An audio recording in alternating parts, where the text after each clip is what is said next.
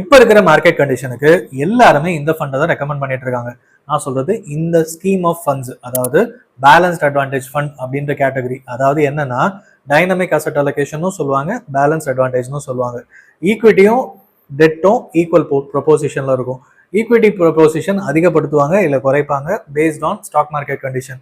So இதில் என்ன நமக்கு அட்வான்டேஜ் பார்த்தீங்கன்னா, ஈக்விட்டி 30% வரைக்கும் குறைக்க முடியும். டெட் போர்ஷன், அதாவது கமர்ஷியல் பேப்பர்ஸ், பாண்டு, என்சிடிஸ் இந்த மாதிரி வந்து 60-70% வரைக்கும் இன்க்ரீஸ் பண்ண முடியும்.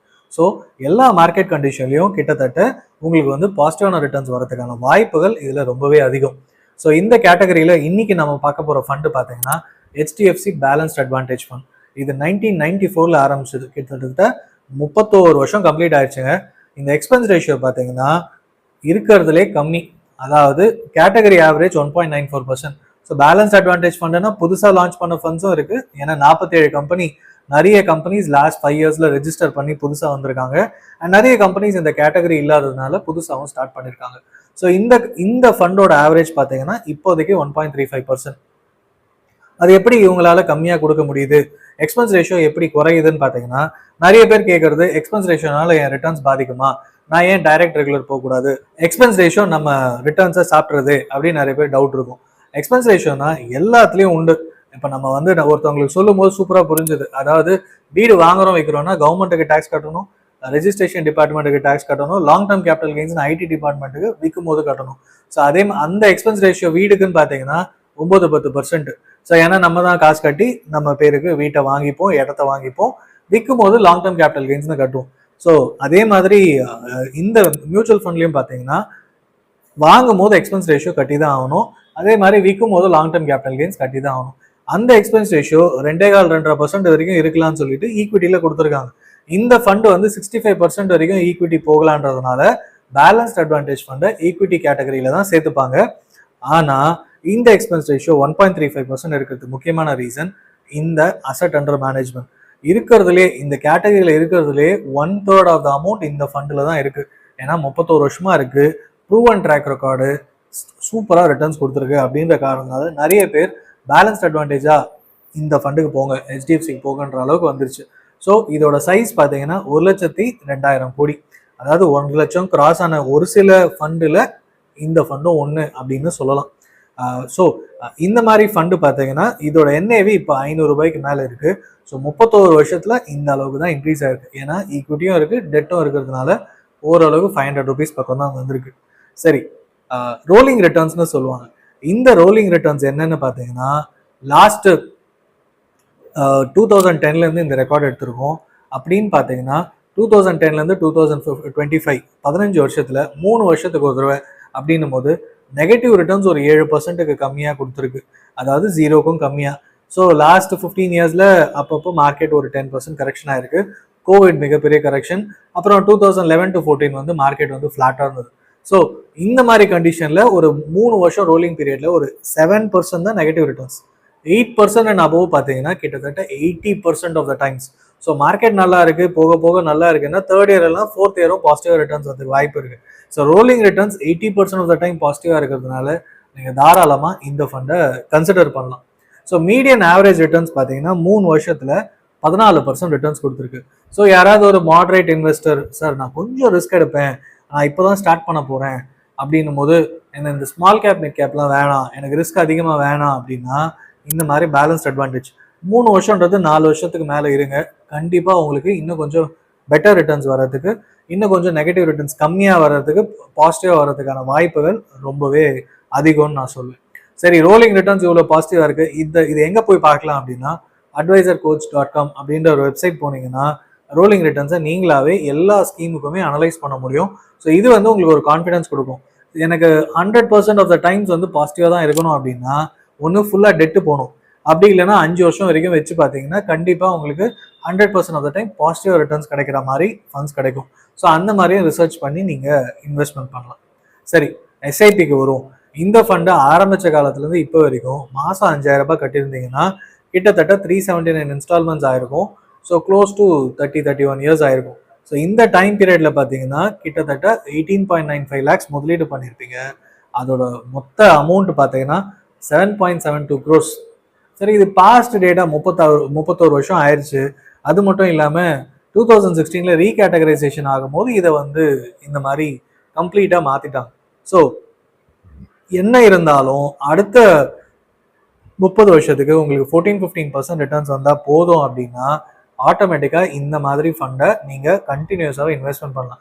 ஆல்ரெடி 500 போயிடுச்சு, இதுக்கு மேலே எங்கே போக போகுது அப்படின்னா இது வந்து ரியல் எஸ்டேட் மார்க்கெட் மாதிரி கிடையாது.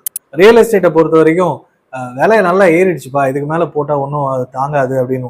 எஸ்ஐபியை பொறுத்த வரைக்கும் 500 ரூபாய்க்கு போட்டு 450 400 கூட வரலாம் மார்க்கெட் கிராஷ் ஆச்சுன்னா.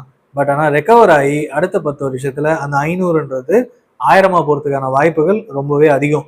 ஸோ இது மாதிரி நிறைய எக்ஸாம்பிள்ஸ் HDFCயில், பெரிய ஐசிஐசிஐ மாதிரியான லாங் ஸ்டாண்டிங் ஒரு 20-30 வருஷமா இருக்க ஸ்கீம்ஸை அனலைஸ் பண்ணீங்கன்னா உங்களுக்கே புரிய ஆரம்பிக்கும். ஸோ ஒரு எஸ்ஐபியில் இவ்வளோ போட்டு 7 கோடிக்கு மேலே, சரி நீங்கள் அடுத்த 30 வருஷத்துக்கு இதே 5000 ரூபாய் போட்டு 7 கோடி வந்துருச்சுன்னா அடுத்த 30 வருஷம் கழிச்சு உங்களுக்கு மாசத்துக்கு கிட்டத்தட்ட 4 லட்சம் ரூபாய் நீங்கள் மாதம் எடுக்கலாம். ஸ்டில் உங்கள் பணம் வளர்ந்துக்கிட்டே இருக்கும். ஸோ இது 5000 ரூபாய் இப்போ கட்டினாலும் ஓகே தான் இல்லையா? போன 30 வருஷம் 5000 ரூபாய் கட்டுறதுக்கு நிறைய பேரால் முடிஞ்சிருக்காது. ஏன்னா நிறைய பேரோட மாச சம்பளமே 5000 10,000 கூட தாண்டி இருக்காது 94-95 பீரியட்லலாம்.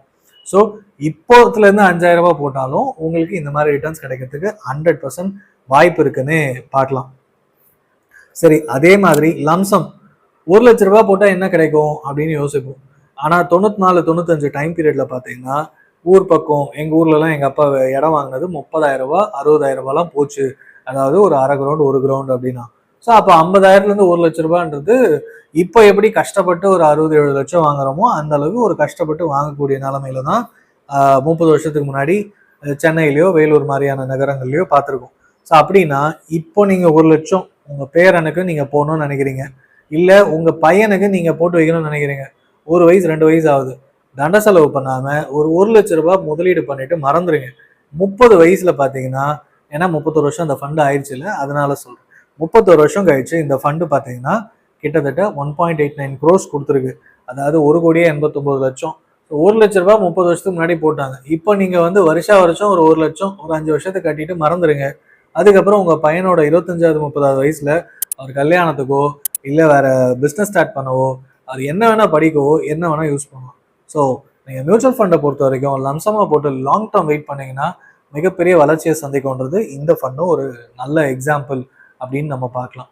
ஸோ இந்த மாதிரி எஸ்ஐபிலையும் லாபம் சூப்பராக இருக்குது, லம்சம்லையும் லாபம் சூப்பராக இருக்குது, அண்ட் ரோலிங் ரிட்டர்ன்ஸும் நமக்கு கான்ஃபிடன்ஸ் தருது அப்படின்னும் போது இந்த ஸ்கீமை நீங்கள் ஃபர்தர் அனலைஸ் பண்ணுங்கள். அப்போ தான் வந்து உங்களுக்கும் இன்னும் கான்ஃபிடன்ஸ் தரும். இது எல்லாமே டேட்டா உங்களுக்கு நான் வந்து காமிச்சிருக்கேன். ஸோ நீங்களும் இதை அனலைஸ் பண்ணி பார்க்கலாம். நான் அந்த வெப்சைட்டையும் சொல்லிட்டேன். சரி, இதெல்லாம் ஓகே. அண்ட் எஸ்ஐபி மியூச்சுவல் ஃபண்டுனா வாழ்க்கை ஆரம்பிக்கிறதுலேருந்து வாழ்க்கை முடிகிற வரைக்கும் அப்படின்னு நான் நிறைய தடவை சொல்லியிருக்கேன். அதாவது 25-30 வயசில் ஆரம்பித்து 60 வயசில் ரிட்டையர்மெண்ட் ஆகி அடுத்த 20-30 வருஷம் வந்து நீங்கள் அதே எஸ்டபிள்யூபி பண்ணலாம். சரி, இந்த ஃபண்டை எஸ்டபிள்யூபி கன்சிடர் பண்ண முடியுமா அப்படின்னு பார்த்தோம்னா தாராளமாக பண்ணலாம். லாஸ்ட் 10 years டேட்டா எடுத்து 1 கோடி ரூபாய் முதலீடு பண்ணியாச்சு. ஒரு கேல்குலேஷனுக்காக வச்சுக்கோங்க. 1 கோடி ரூபாய் முதலீடு இந்த ஃபண்டில் பண்ணிட்டு கிட்டத்தட்ட மாதம் 60,000 ரூபாய், அதாவது வருஷத்துக்கு 7.2 lakhs அப்படின்னா 7.2% விட்ராயல். ஸோ 7 to 8% விட்ராயல் பண்ணலான்றது ஒரு காமனான தம் ரூல்னு வச்சுக்கோங்க. ஸோ அந்த தம் ரூலில் தான் நம்ம விட்ராயல் பண்ணுறோம். மாதம் 60,000 ரூபாய்னா கிட்டத்தட்ட 76 லட்சத்துக்கு மேலே விட்ரா பண்ணியிருக்கோம். பட் ஸ்டில் இந்த 1 கோடின்றது இப்போ 10 வருஷம் கழிச்சு 1,86 லட்சமாக இருந்திருக்கும். ஸோ போட்ட பணம் வளர்ந்துருக்கு. ஸோ நிறைய பேர் என்ன ஃபிக்ஸடாக ஆன்விட்டியில் போட்டுக்கிறேனே எனக்குன்னு ஒரு அமௌண்ட் வந்துடும் அப்படின்வாங்க.